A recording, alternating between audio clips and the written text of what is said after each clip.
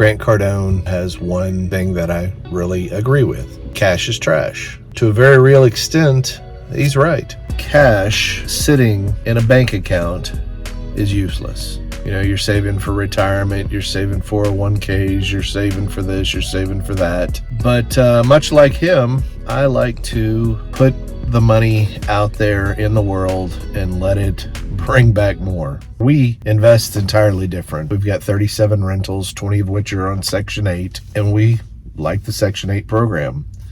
We invest in a lot of Class B and Class C properties. We get great cash flows. But when we get a chunk of money, and this is what Grant talks about very often, is he empties out his bank account and buys another piece of real estate. And that would be something I'd encourage everyone to do.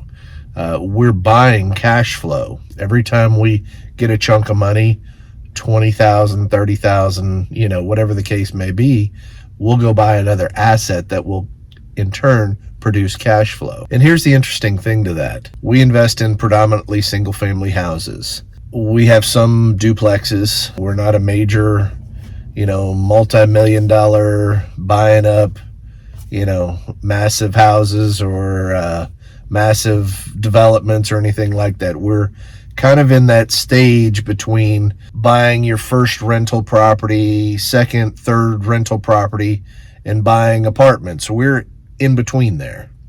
And very often you find that this is a ladder. You start on this. I've got 1, 2 properties. I've got 3, 4.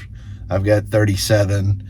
I've got 600 rental properties, and now I'm apartment complexes and more. It's not without work. You've got to do your part. You've got to find the deal. You've got to very often rehab the deal. You're getting forced equity.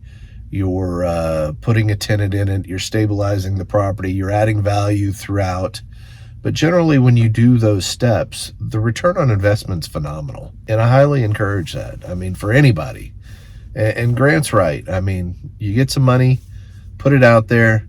That money's earning you a 30% return. We did a deal just here recently, 45% return, annual return, cash on cash return. And what that means is, if I'm putting, let's say I'm putting $15,000 down on a property, which is 20%, $15,000 down.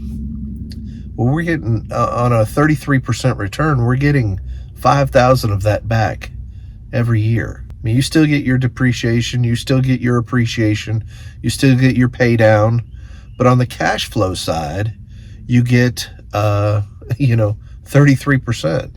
That's phenomenal. And here's another thing I want to emphasize is once a property is rented and stabilized, it might take me 30 minutes per month on that property to give it attention. It's not a high energy thing.